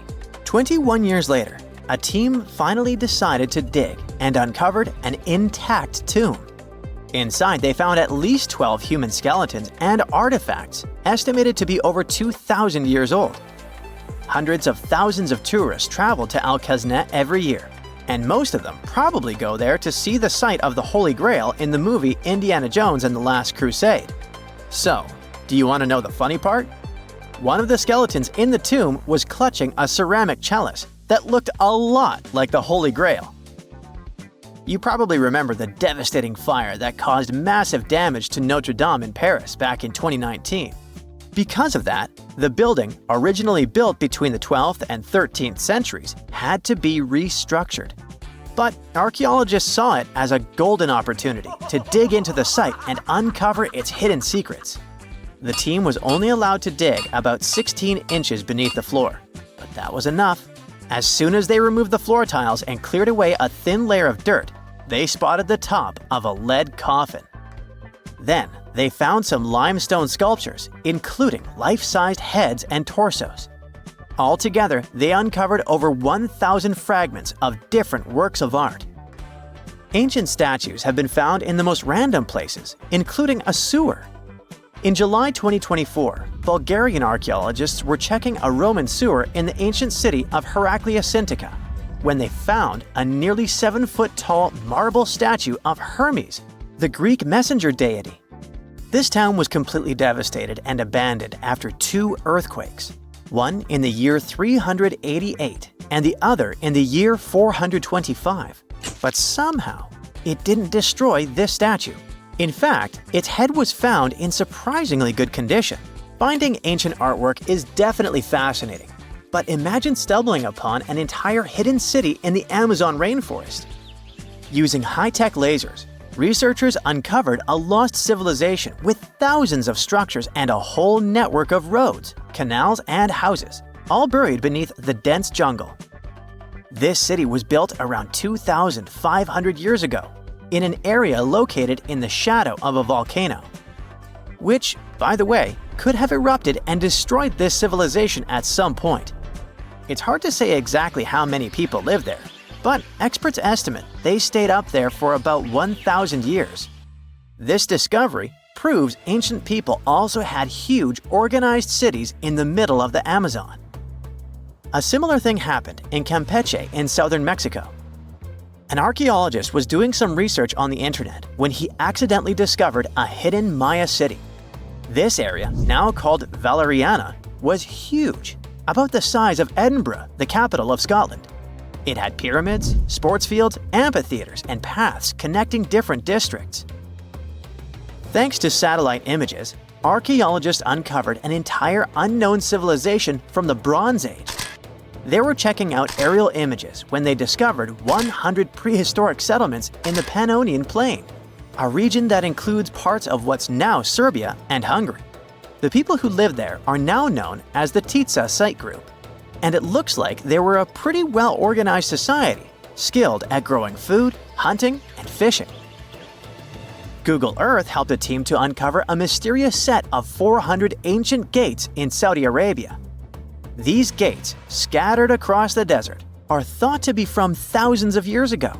They're made of stone and arranged in weird formations that have left archaeologists scratching their heads. I mean, they don't look like they were meant for funerals, and they don't seem like structures where people lived. So, we still have no idea what they are. Technology is really changing archaeology. Thanks to artificial intelligence and, well, a $1 million prize, we've finally been able to decipher part of an unreadable and super damaged ancient scroll. The Herculaneum scrolls were discovered by workers digging up the ancient town of Herculaneum near Pompeii in 1752. But their condition was so bad that, for years, they were considered indecipherable. Thankfully, AI has helped unveil their secrets.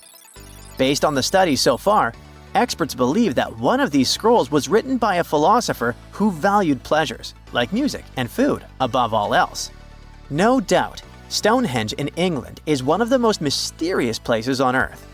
Some theories even suggest it was built by extraterrestrials. After more than a century of research, archaeologists are still figuring out how it came together. See that big altar in the middle? Turns out it came all the way from Scotland. And that's pretty wild, considering this massive sandstone block weighs over 6 tons, and the people who built Stonehenge more than 4,000 years ago didn't have the luxury of wheels or modern tools. We can find some pretty amazing stuff in the oceans too. In 2013, a mysterious shipwreck was found about 20 feet underwater off the coast of Kenya. At the time, no one knew where it came from, but now, researchers are pretty sure this could be a ship from Vasco da Gama's fleet. You know, the famous Portuguese navigator, best known for being the first to sail from Europe to India by rounding Africa's Cape of Good Hope. If it's confirmed, this shipwreck could be one of the earliest European shipwrecks in the Indian Ocean. Ancient treasures can take many forms, including a bottle. Recently, archaeologists in Norway uncovered a 150-year-old message in a bottle during an excavation of a Viking burial mound. The bottle contained a letter written by Anders Lorange, an archaeologist who worked on the site back in the 1800s, along with his business card and a few coins wrapped in paper. The letter gave some details about the excavation, though it seems Lorange got a few things wrong, like the exact number of Viking shields discovered. At the end of the letter, he wrote a personal note in runic script, "Emma Gade, my girlfriend." So it gave us not only insights into history, but also a peek into his love life. A gruesome discovery took place in Egypt some years ago. You want to hear about it? 16 human hands, carefully buried in 4 eerie pits. They didn't look too much like human hands at first, since they were abnormally large, but they were. Weirdly, there were only right hands. No left hands were in sight. It turned out that it points to the practice of an ancient dark ritual. Old Egyptian art and tales talked of a ceremony where warriors would present the right hand of their adversaries as proof of victory and ask for gold in return.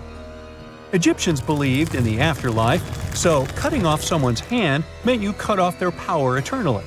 Guaranteeing this type of defeat was interesting to the winning party. Here, the fight was between Egyptians versus Hyksos, who lived in what was once known as Canaan. Egypt has always been the center of some history-changing findings, and some time ago, this papyrus was found. If we stretched it open, it would be just a tad bigger than the height of a skyscraper. The world's tiniest skyscraper, which is located in Wichita Falls, Texas. When humans didn't write on their notes app, they wrote on this thing, made from the medulla of a papyrus plant. Around 2,000 years ago, ancient Egyptians wrote something reminiscent of a book where they describe most of their funerary traditions and their visions of the afterlife. It's considered one of the most important texts from ancient Egypt and is still sold in bookstores to this day. This ancient manuscript was unearthed from a chamber located just south of the Pyramid of Djoser, located in Saqqara. Oh yes, Djoser is the oldest pyramid in Egypt and not the Giza pyramids like most people think. So recently, the site of Saqqara buzzed with excited archaeologists who probably found one of Egypt's oldest complete mummies. They believe that this beautiful and well-preserved mummy was that of a wealthy man. He was discovered in a deep shaft, covered in layers of gold leaves. There are many symbols that show he was an important and wealthy man, like the band he wore on his head, the bracelet on his chest, and the fact that he was embalmed with a tunic, which was reserved for Egypt's finest. The most exciting part of the entire discovery was finding the resting place sealed with mortar, just as the ancient Egyptians had left it 4,300 years ago. Now this may sound weird, but back in 2008, archaeologists discovered a missing pyramid. Now it went missing because it deteriorated over the span of 4,000 years. Today, you can only see its base. It was a pretty important site back in ancient times. It is said that around the area of the pyramid, the ancients hosted a special type of ceremony where high priests would carry mummified remains of sacred bulls. Now, here's a fun fact. Ancient Egyptians believed that Apis bulls were earthly incarnations of the city deity of Memphis and was connected to rites of fertility. It wasn't just any Apis bull, though. They needed to be all black, with a single white mark between its horns and a bunch of very specific characteristics. They were selected by the local priests and honored until they passed away. After that, they were mummified and buried in underground galleries. Meanwhile, this missing pyramid sort of disappeared around the 1800s. It was a German archaeologist who first found it in the village of Saqqara. He called it the Headless Pyramid when he first found it. But then, years after the official discovery, the desert sand came along and covered the whole thing. There were some excavations between the 19th and 20th centuries, but they weren't too systematic.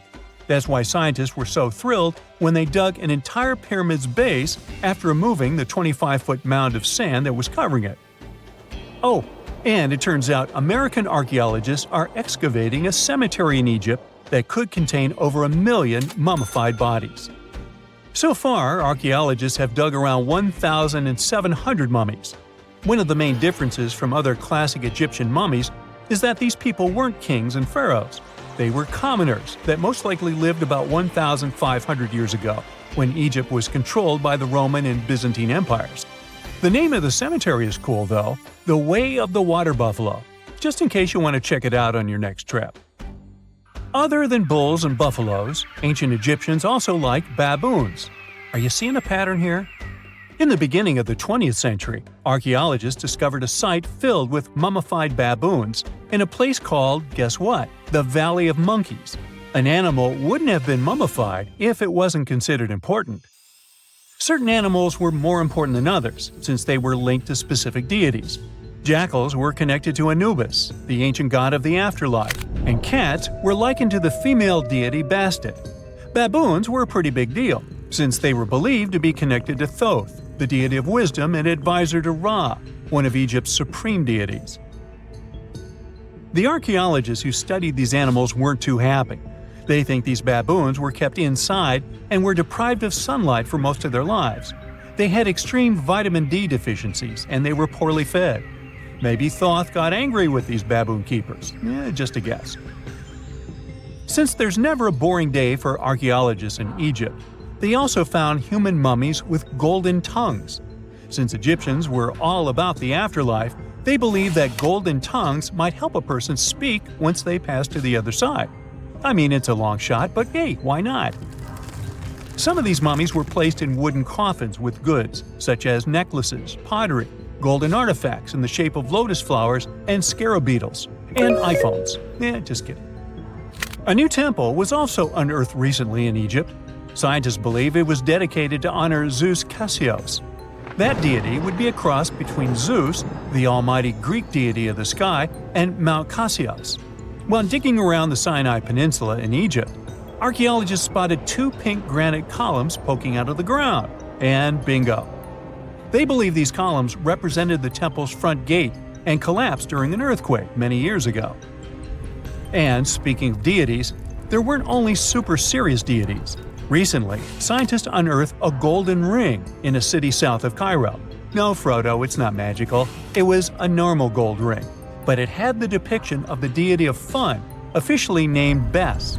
This deity is often described in sacred texts as a happy chubby dwarf. Today, many tattoos we get are sorta deprived of any sense and are made of aesthetic purposes only. In ancient Egypt, though, women would get tattoos as a token of protection for childbirth.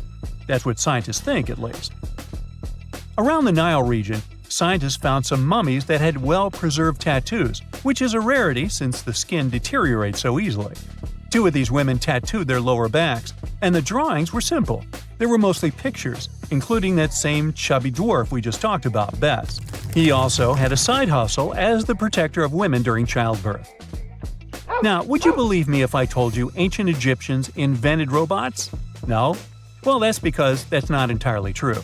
Sure, they were astronomers, mathematicians, and engineers, and somehow they also squeezed an eccentric invention into that package.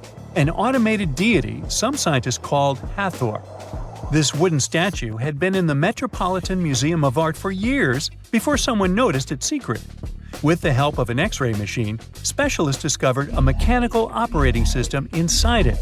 The pulley-like axis goes from the statue's shoulder to her left leg. When the system rotates, the statue raises and lowers her hand. Hey, pick me! Pick me! I got my hand up here. Something strange is lurking beneath the sands of Giza, and scientists have no idea what it is. Archaeologists just found a hidden structure near the Great Pyramid using advanced ground scanning technology. What's inside? Nobody knows, but excavations are already underway.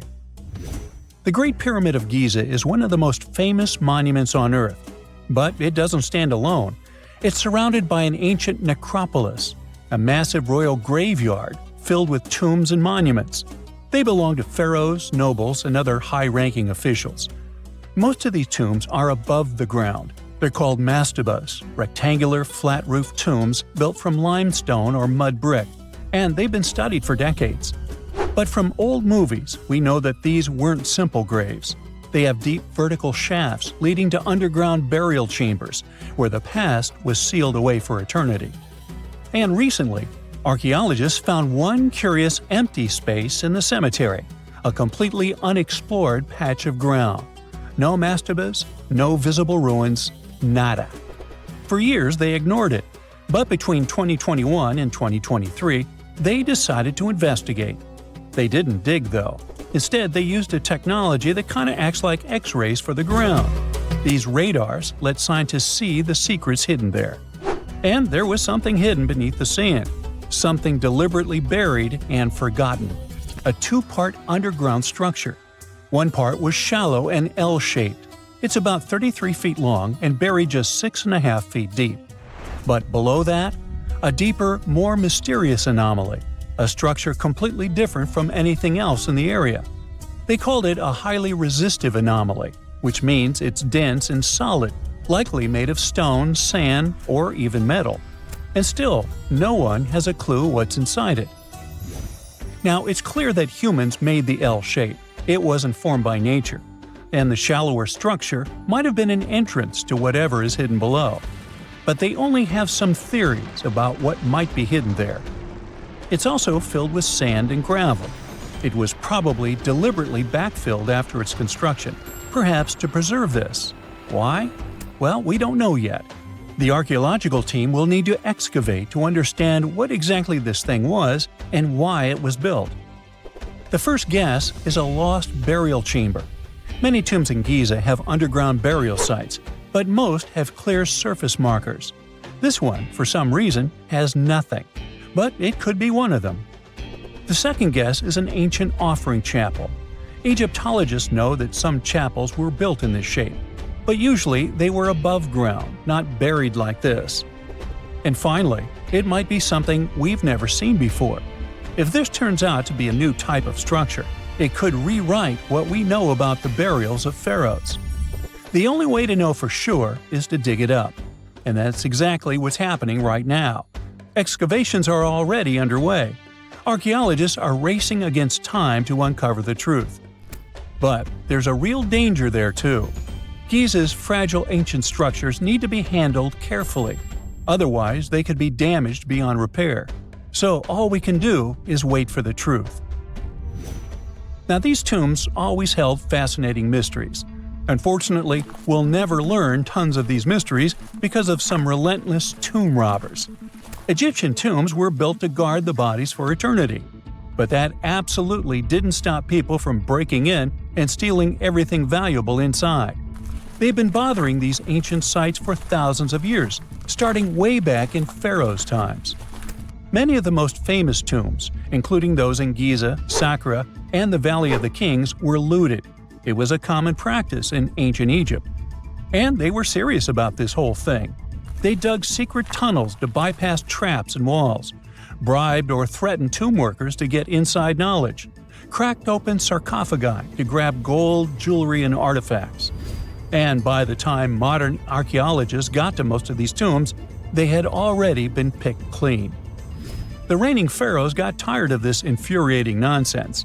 The Valley of the Kings, the famous burial ground of Egyptian royalty, was supposed to be the ultimate safe zone. Tombs were built deep underground, hidden in the desert. Passages were sealed with giant stone blocks. False doors and traps were added to confuse thieves. Even curses were written on the walls, warnings of horrible endings for anyone who dared to disturb the tomb, which is exactly where we got all those horror stories about mummies from. Spoiler alert, none of it worked.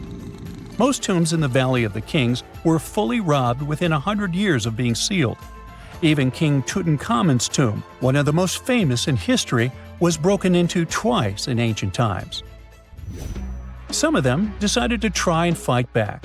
The New Kingdom rulers built hidden unmarked tombs in a way that should have prevented the looters from finding them, but didn't work. Some pharaohs, like Ramses II, were moved in secret to prevent their bodies from being stolen. Nope, didn't matter. The grave robbers always won. That's because tomb raiders weren't just random thieves. They were skilled, organized, and well-connected. They knew exactly where to look. Many were the ones who had built these sites in the first place, and they knew where the entrances were. If they couldn't smash through the doors, they'd dig through the walls, floors, and even ceilings to break inside.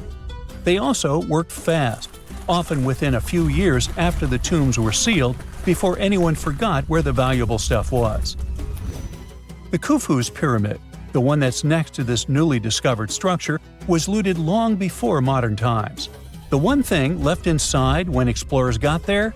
An empty granite box where the sarcophagus used to be. Unfortunately, it's not just about gold. History itself gets stolen during these raids. Ancient Egyptians wrote detailed records of what exactly and where they buried. So when archaeologists compare these lists to what's found, they can see what's missing, which is often everything valuable. Most artifacts don't end up in museums. They just disappear into private collections, where they can never be studied again. Which is, of course, completely unfair. In fact, a few countries have had enough and started passing laws to take historical artifacts back from private collectors. In Italy, if you own an ancient Roman artifact, you must prove you got it legally.